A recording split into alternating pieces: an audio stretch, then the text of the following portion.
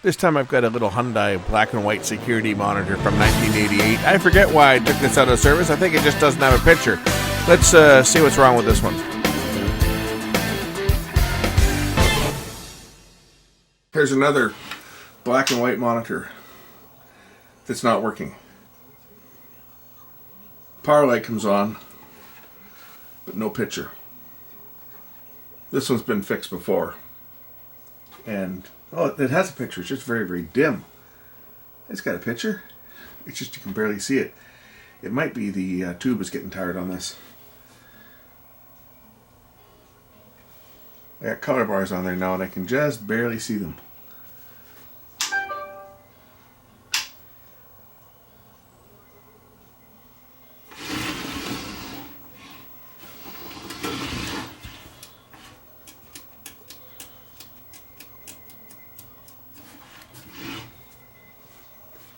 I think the tube might be just about toast, but we'll check it and see. I've got color bars or black and white bars. I don't know if you can see them on camera. It's pretty bright in here, but they're just barely visible. This is another very, very old monitor that I used for years as a security camera monitor, and then I had the time displaying on it for a while, and then it went out.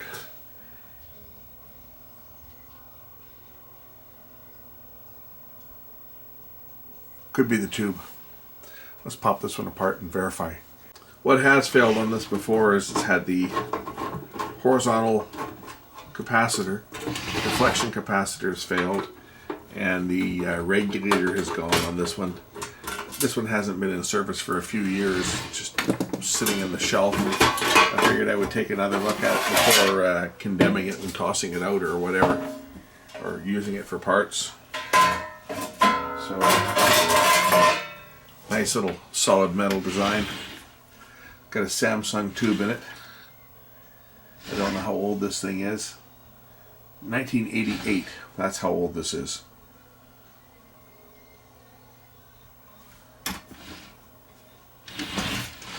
So we need to measure some voltages.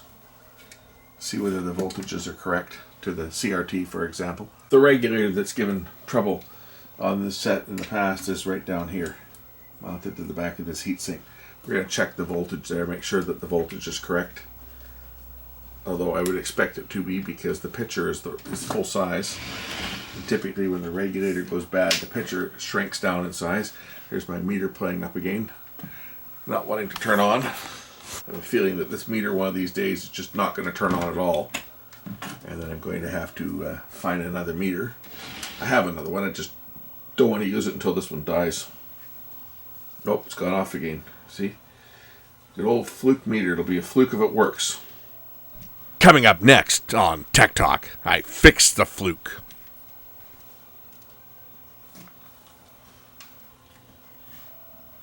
I don't know if it's a switch. It might be the switch that's going bad on here. That'll be something else I have to fix, the meter. Just check the voltage on the regulator here. 12 volts, ground, and 18. It is a 12 volt regulator, so the regulator is working correctly. I have a feeling it's going to be the CRT that's bad on this set. It might not be though. Let's just check some of the voltages on the CRT. See what we've got here. 448 volts, 419 volts, minus 33. That's ground. 11 volts, 45. Tube might be biased incorrectly. I'm just scoping the video signal on, and the video signal looks really low. Like that should have more amplitude than that. On this video signal, like it's being pulled down to nothing. Alright, it looks like there might be a sub-brightness control on this set that might be able to coax a little bit more gain out of the tube. If I can get at it. I'll turn it off while I do this. So way down here.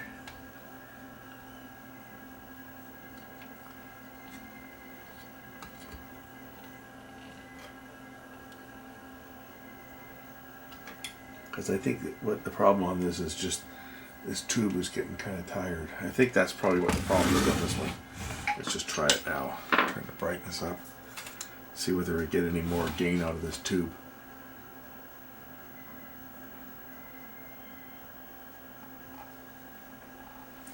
Well, that's looking a little bit better. Certainly, it's not what it should be. I mean, you can see the tube itself is blooming quite bad. When I crank up the contrast, you can see it over here.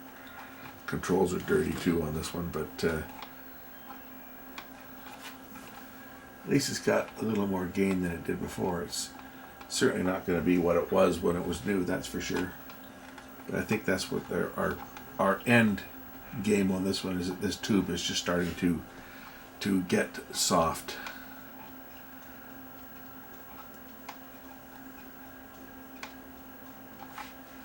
Maybe a little rejuvenation might help. I do have a tube rejuvenator, but I don't think I've got a socket small enough for these little sub-miniature tubes. It was more for the older, bigger, older tubes. I wonder if some of these caps on the back of the tube socket here are getting a bit weak. These would set the screen voltage, so that could cause some issues of these were starting to get a bit weak. We can check them. See whether their ESR is creeping up or whether their capacity has dropped. Because again, they're pretty old. These are just regular 85 degree. They're not handling any high frequencies or anything. But we can certainly check these out and see whether any of these electrolytics on the back here are starting to show their age. Make sure there's no charge on them. Might even be better just to pull them right out to check them. You can see on here where this yoke's been repaired before, right? Had to be winding the glue on there burned through one of the windings and caused the yoke to go open, so I was able to fix that years ago. This thing's been fixed so many times over the years that I've had it, and it was given to me because it went dead, and I just used it as a monitor for cameras and stuff over the years. But I think that this is probably as good as it's going to get if I kill some of the bright lights shining on here. It's a little bit brighter now than it was when I started out. It's still, I mean, it's still not super bright, but it's a little brighter than it was.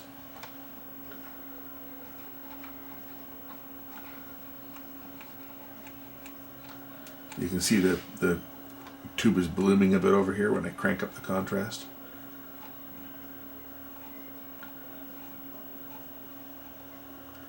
And this one's got burn in as well. You can see when it was used as a security monitor, which is what this is designed for. Security monitor. I've just got a color bar generator on a camera plugged into it right now.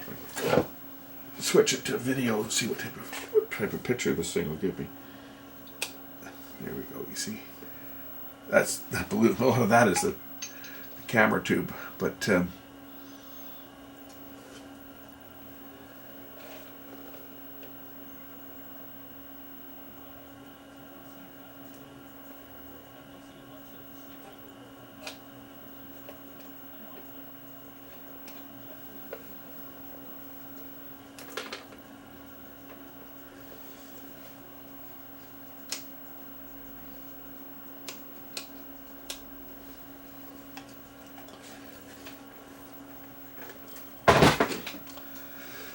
That's probably as good as this one's going to look.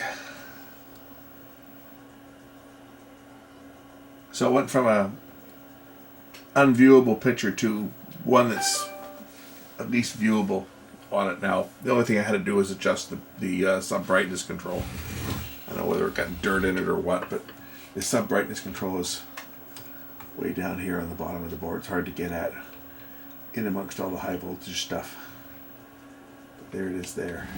And I think the control probably just got some dirt in it and killed the video. Down, even with turning it down now, it's not too bad.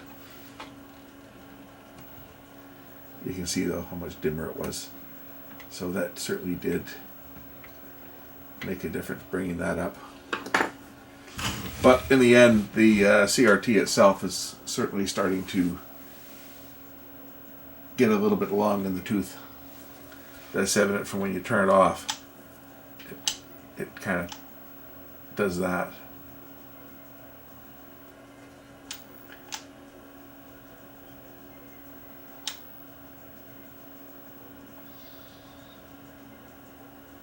That happens on weak tubes, incidentally, when they go long like that. So on a tube that's good, it goes off right away. And the reason why is because the beam current is sufficient that when you cut off the power, the reserve voltage stored in the tube dissipates the beam very quickly because the beam current is still sufficiently high. When the CRT starts to get weak and the cathode emits less electrons, there's less beam current to dissipate as the tube cools down, so it emits stray electrons longer. So a tube that's in good shape will go out right away. A tube that's wearing out will fade out more like that.